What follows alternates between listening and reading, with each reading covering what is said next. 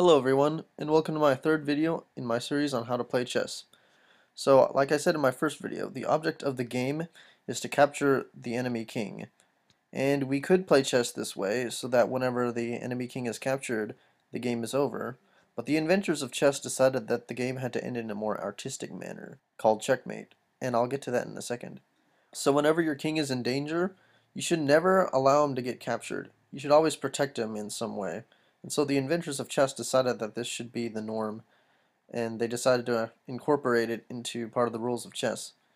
And it's easy to recognize when your king is in danger, because the king is under attack from an enemy piece, namely this white rook. This is called check, and the rules of check are as follows. 1. You must get out of check immediately when your opponent checks you, as white has done to black's king. And 2. You should not make any move that puts your king in check at the end of your turn. If you make a move and your king is still in check at the end of your turn, this is called an illegal move, and you must take it back. Illegal moves also include moves where your queen moves like a knight, or your king moves like a bishop, or your pawn captures forward, etc. All it means is that it's a move that's against the rules of chess. And so if you look here, there are 3 ways for black to get out of check, and they follow A, B, C. And if you watch my second video, you'll know that A stands for avoid, B for block, and C for capture. But there's no D or E, so you can't defend a king that's in check, otherwise your opponent can still take the king, and you can't form a counterattack if you're in check, because your opponent can still take your king. So if you look at black's moves here, if black wants to run away or avoid the check, he can move his king. So the definition of avoid is just to move your king out of the way. So he can move to any one of these 4 squares. If he moves 1 square in front of him, he's still in check, so that would be an illegal move. So we can move our king 1 square to the left, and black successfully avoids check. We can also block the check using our bishop. So all we have to do is move our bishop in front of the line that the rook is checking, and we have successfully blocked the check.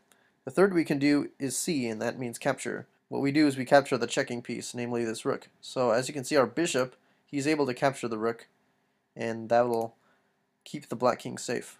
Notice that we could not respond with check by giving another check. If black were to move his bishop and check the white king, this is actually illegal. So even though white is in check, black was in check first. So if it were white's turn, he could just simply take the black king, and black would lose his king first and the game. So remember when I said the object of the game is to capture the king? Well, whenever the king is in danger, you are going to have to save them, and this is actually part of the rules of chess. You can't just make a move that leaves your king in danger. Not only would it be a bad move, but it's also an illegal move. So the real object of the game is to trap him so that there's no escape via A, B, and C. This is called checkmate, and this is when the game is over.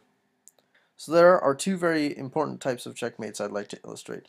The first type is the back rank checkmate. As you can see, our king is on the back rank, and he can only go forward or to the left and right. And so if we wanted to do a back rank checkmate here, all we'd have to do is move our queen up 1 square, checkmate, or we can move our rook up 1 square, and that's also checkmate. Notice how one of the pieces, our queen and rook, builds an impenetrable wall in front of the king, so the king is not able to cross this wall, so he is stuck on the back. And the other piece gives a check, and he covers the squares to the right and to the left of the king, so that the king cannot escape. And notice how we're controlling all 6 squares that the king would like to go to. We're controlling the 3 in front of him, and the 2 to the side of him, and we're also checking the king. So we're controlling 6 squares total. And because we cannot move out of the way, or block the check, or capture the checking piece in any way, the king is in checkmate. The second example of checkmate I'd like to illustrate is the queen's square checkmate. And whenever the king is on the back rank, we can just simply put our queen directly on the square in front of the king. And notice how the queen covers all the squares that the king would like to run to. But notice that the queen does not control the square she occupies, so that's why we need our rook. If our rook wasn't here, the black king could just capture the queen, and it wouldn't be checkmate. And the rook, by the way, is called a helper piece. So why is it so important that we need the enemy king to be on the back of the board? Well, let's take a look here and find out why. So this black king here, he can move to any of the 8 squares surrounding him currently. And if we want to checkmate this king, we have to control a total of 9 squares, or a 3 by 3 box. And notice how we have to control the square that the king is residing on in order to give check. Notice with the king on the edge, we only have to control 6 squares, since our king cannot go back up the board because that's where the back of the board is. Notice with the black king on the edge of the board, we've taken away squares that the king can move. He can no longer move up. So we've just subtracted 3 squares from the black king's potential moving space. So now that leaves us with a 2x3 box, or 6 squares that we have to control in order to checkmate the black king. Now with the king in the corner, we have already taken away 2 additional squares for the king to move.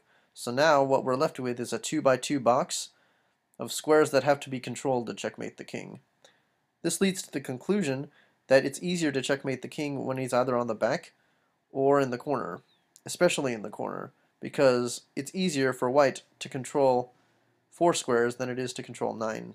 Alright, thanks everyone for watching my video. Don't forget to like and comment the video if you like it, subscribe to my channel for more videos, and also share the video via social media. Thanks, and I'll see you next time.